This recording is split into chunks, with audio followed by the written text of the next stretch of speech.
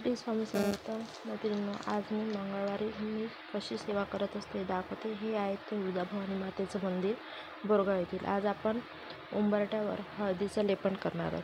हळदीचं लेपन का आणि कसं करावे हे मी तुम्हाला सांगते.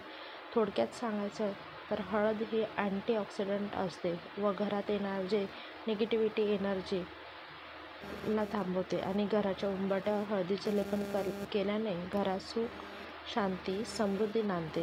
घरातील नकारात्मकता ऊर्जा व येणाऱ्या जाणाऱ्या लोकांच्या नकारात्मकता ऊर्जा यापासून संहार होते. म्हणून हळदीचं लेपन हे करावे. हळदीचं लेपन कधी करावे तर तुम्ही आठवड्यातून 2दा म्हणजे शुक्रवार, मंगळवारी करू शकता. शक्य असल्यास तुम्ही रोजसुद्धा करू शकता. आता त्यानंतर तुम्ही बघू शकता मी एका उजव्या बाजूला स्वस्तिक कुंकवाने स्वस्तिक काढते आणि दुसऱ्या बाजूला ओम काढते. स्वस्तिक हे कधीही क्रॉसमध्ये काढू नये, कारण ते शुभ मानले जात नाही. ओम आणि स्वस्तिक हे शुभ असतात. त्यानंतर हे दोन्ही चिन्ह मी काढून घेते आणि त्यावर हळद, कुंकू, अक्षदा, फुलं वाहून त्याची पूजासुद्धा केली जाते. तुम्ही बघू शकता आधीच माझ्या दारामध्ये निशाण आहेत, कारण हे सेवा मी दर मंगळवारी करत असते. त्याच्यामुळे आजसुद्धा ते तसंच दिसत आहे. त्यानंतर आपण उंबरठ्यामध्ये रांगोळीसुद्धा काढून घेतली आहे. त्यामध्ये पाऊलं काढायचे. जर तुम्हाला रांगोळी शक्य नसेल किंवा हे सुद्धा काढणं शक्य नसेल तर तुम्ही लक्ष्मीचे जे पावलं मिळतात दुकानामध्ये ते सुद्धा तुम्ही म्हणजे ठेवू शकता.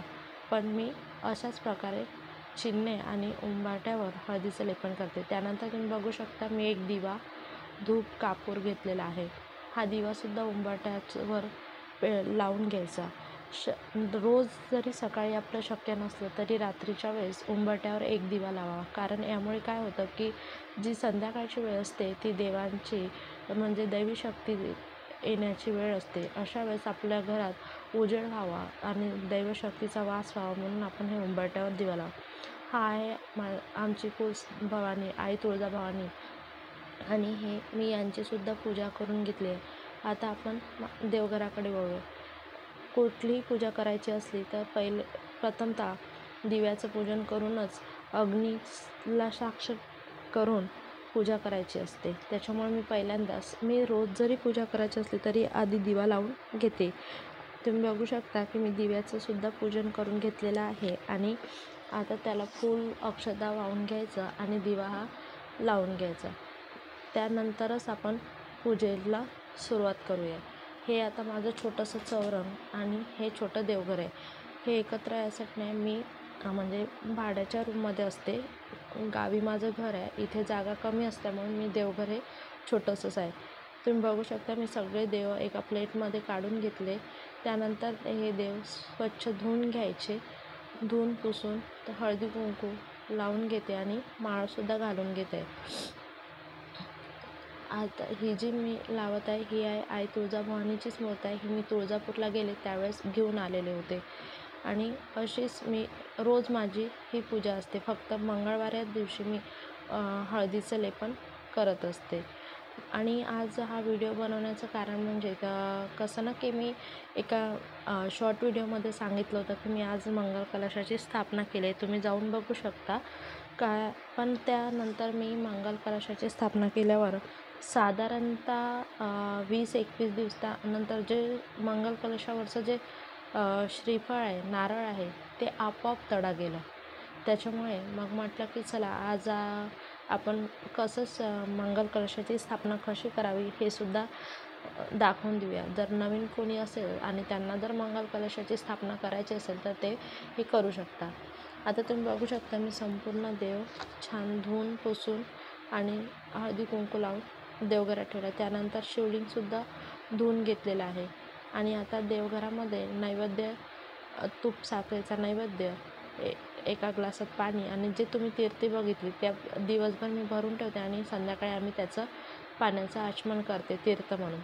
आता एक गडवा घ्यायचा. आता आपण मंगल कलशाची स्थापना का करावी तर आपल्या घरात सदैव कुलदेवीचा वास असावा त्याचप्रमाणे आपल्या घरात कळत नकळत येणाऱ्या संकटाची तीव्रता कमी व्हावी, कुठल्याही प्रकारचं छोटं मोठं संकट असेल तर त्याची झळ पोचणार नाही यासाठी सुद्धा आपण हे करतो. आणि या कलशापासून आई आपलं संरक्षण करत असते.